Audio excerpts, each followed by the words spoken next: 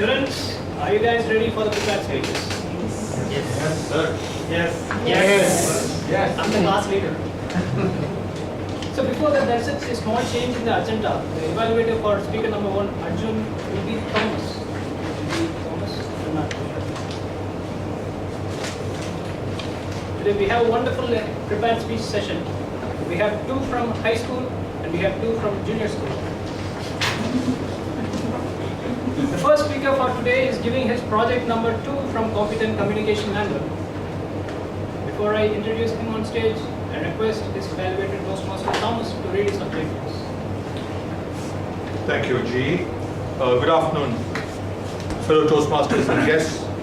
My target speaker, Arjun, is going to make his project number 2.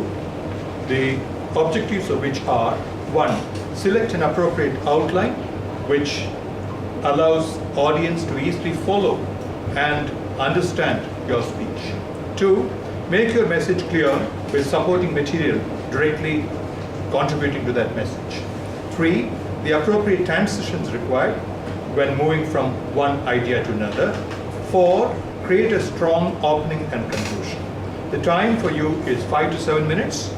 Over to you. All the best. First speaker, Toastmaster Arjun, is a crazy kid from Medley School. Not just from Medley School, but also from IIT. He loves anime movies a lot. He enjoys those movies. He remembers those good old days when it used to rain in Chennai.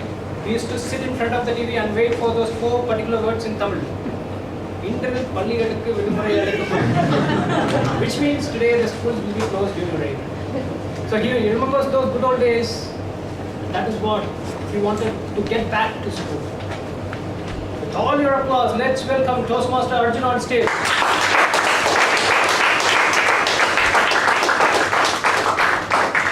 Toastmaster Arjun, it is never the end. It is never the end, Toastmaster Arjun. I have a friend in college. I don't want to reveal his name, so I'll call him Raj. Now, Raj is a very outgoing person. He does well in academics, he does well in sports, and every time I look at him, I just feel a little bit jealous. He is such a popular guy. He has accomplished so much. I wish, whenever I see him, I wish I had accomplished that much as him. He just seems so happy with life. Then, a few weeks later, I heard something very disturbing. Raj had attempted suicide. Now, this news hit me as a huge shock because this was someone I had admired. This was someone I was actually jealous of what had happened to him. So, this Raj then came out with this story, the story of depression. Depression, ladies and gentlemen, is one of the most neglected disorders in the world. Recently, in IIT Madras, there were 2 suicides in the span of just 5 weeks. That is what forced me to talk about this issue right now. According to a World Health Organization report, there is a person committing suicide in every 40 seconds in this world. Do you know how ridiculous that sounds? That means from the start of this meeting till now, at least 15 people have committed suicide. We live in a world where people come running to help us if we break our hand, but they look the other way if we tell them we are depressed. This has led to people not talking about their depression. This has led to depression being a taboo, almost. Raj then came out with his story. He told us about how his semester slowly began strangling him, how his grades suddenly dropped, how there was pressure from parents, pressure from peers, pressure to get a job, and his girlfriend suddenly broke up, and in the span of just few weeks, his world had turned upside down. Now, Raj was still very happy and the same person on the outside world. He just had all this inside his head. He didn't feel like talking about it. But later in the evening, he would go into his room and he would cry and he would feel like dying. One day, he just couldn't take it and he snapped.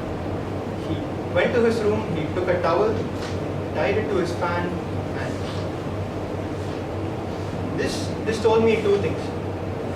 One, that people who are depressed don't like talking about it.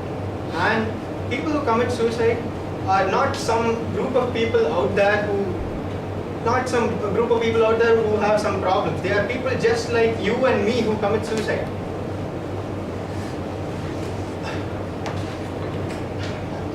I'm still very shocked about how I'm still imagining his happy face, and I still can't believe how he attempted something like this.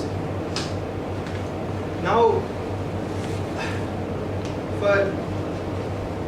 it all starts with society. So, we know how silly it is to commit suicide over something as trivial as grades or as trivial as a job. But what we don't know is it all depends on how that person perceives that situation. Raj had perceived this as a do or die situation. I'm sure some of you have had this experience before. Some of you must have thought something like, if I don't pass this exam, I'm doomed. If I don't get this job, I'm done for. If I don't make enough money in life, I can't do well in life. This thought is the beginning of depression. This is where once they fail at something, this is where the mind starts spiraling downwards slowly. They lock themselves into that box and they can't think logically. They can't think of the bigger picture.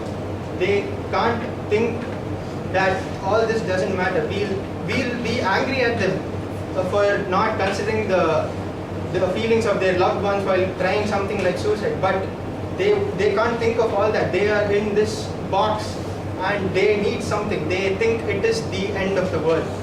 It is never the end, ladies and gentlemen.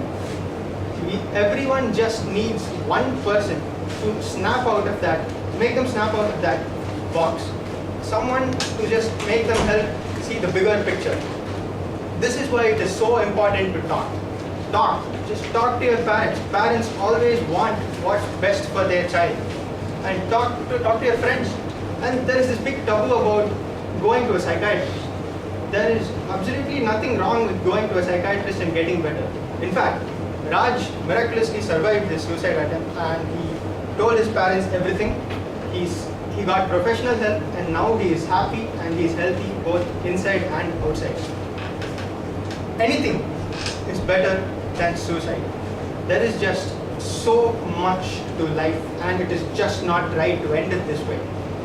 It is just not right to commit suicide.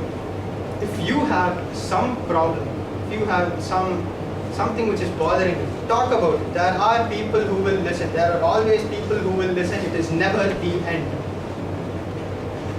At the same time, it is our duty to spread our happiness and our positivity around, to share our happiness to people in need. You never know how much you mean to that person around you. You never know how much you mean to people around you. Your kind words may very well end up saving someone's life. However silly this might sound, this is actually true. As Toastmasters and as people, it is our duty to share our happiness.